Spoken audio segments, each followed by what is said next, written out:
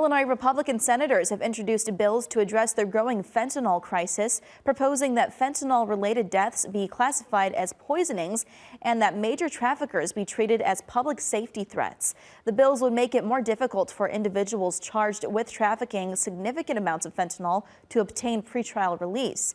While overdose deaths decreased slightly, experts warn that Narcan may not work on all forms of fentanyl.